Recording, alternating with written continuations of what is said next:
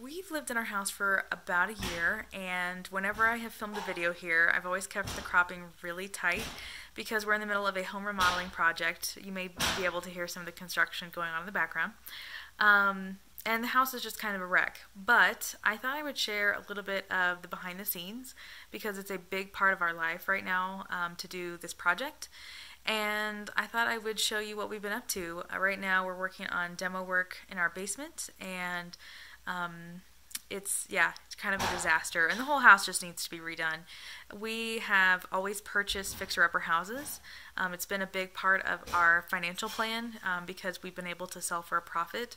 So we're doing the same thing with this house in Colorado Springs, and we're very, very eager for it to be over, although we're not all that close to being finished. Once we finish, I'm sure I'll make a full video of it, but I thought I would share little bits and pieces along the journey because, again, it's an important part of what we have going on. And then, after this, I'm going to show you what we ate this week.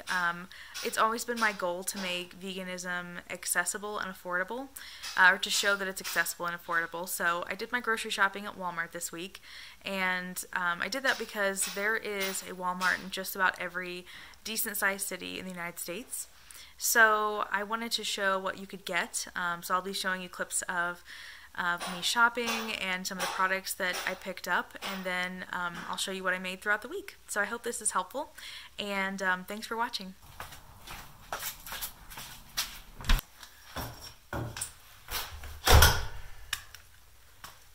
We're taking this wall out. This is a load-bearing wall. We're going to put a beam up here. So I don't want to damage the drywall on this side. I don't really want to do too much damage here. Plus, I have to be careful. One, we've got power going through the studs. So I'm going to have to shut the power off here in a minute so that I can undo this electrical and pop this wall out, because this isn't load bearing, but this is. So once I get this wall out, then we'll be able to put a temporary wall up on this side and that side of this load bearing wall, so that we can remove the load bearing wall to get the beam into place. Because the goal is to make these two rooms into one larger room. Right. Because they were like weirdly small. Here's our egress window.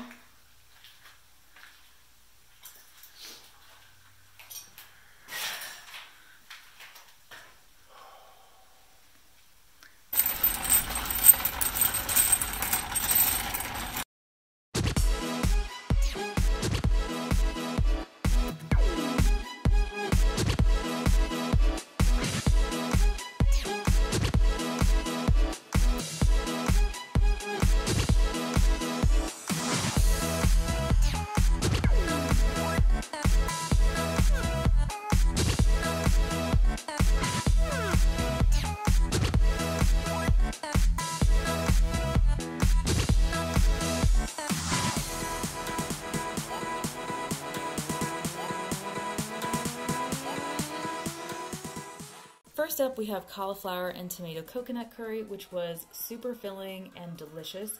I served it over some brown rice, and the best thing about this recipe is that I had tons left over for the rest of the week. But if I were going back and doing this recipe again, I would leave out the greens and just add them in whenever I was ready to heat up my leftovers. Next, we have gnocchi soup, which was also delicious, and this soup was perfect because we've been having such cold weather lately. The recipe actually called for store-bought gnocchi, or the potato dumplings, but I actually couldn't find them at my local Walmart, so I made some homemade gnocchi myself, which was actually really easy to do and is a lot less expensive. So I will link a recipe in the description so you can make your own if you choose. Next, we have sofrita bowls. If you've ever been to Chipotle, you've probably seen a sign for sofritas, which is just seasoned tofu, and they've just given it a fancy name. It's super easy to make at home, and what I did was I drained out a block of tofu from the water, pressed the water out, and then I added it to a skillet for like 8 to 10 minutes, and then I decided to add some red kidney beans just to kind of spread it out a little further. And then I chopped up a bunch of different delicious ingredients, and I made these beautiful Mexican bowls, which were amazing. This recipe may be my favorite from the week. This is Mexican-inspired Instant Pot quinoa, and it's filled with delicious veggies, tons of protein, and it's so versatile. Like, you could put this into burrito shells. I made this into kind of a bowl, and I air fried some tortilla strips and then added some baked sweet potato on top.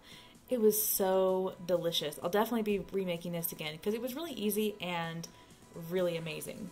This next meal is supposed to be Instant Pot Pad Thai, and when I say supposed to be, what I mean is that my version did not look like what the picture looked like in the recipe, and it also does not match what I think of as Pad Thai in my mind, but it was still good, and I guess that's all that matters.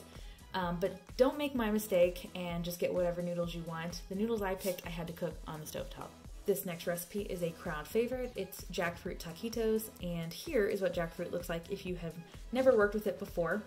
If you cannot find jackfruit at your local Walmart, which is typically in like the Asian section, I did find that you can order it online from Walmart's website, and I will leave a link for that in the description box. This recipe is from JL Field's vegan air frying book, and it's fantastic because obviously it's delicious, but it's only got like 4 or 5 ingredients to it, which makes it super easy to make and very simple. And just look how amazing they look. They were delicious. Last up, we have this healthy and hearty veggie packed chili. It's so easy to make. Like, if you can open up some cans and chop some vegetables, you can make this chili. And again, it's another really nice warm recipe that you can have on a day that you're feeling kind of cozy. And here's a quick little bonus clip. We recently went over to Carl's Jr. to try out the Beyond Burgers because they just started offering them. And I just wanted to give you a quick peek into what they look like because it's super exciting that more vegan options are being offered.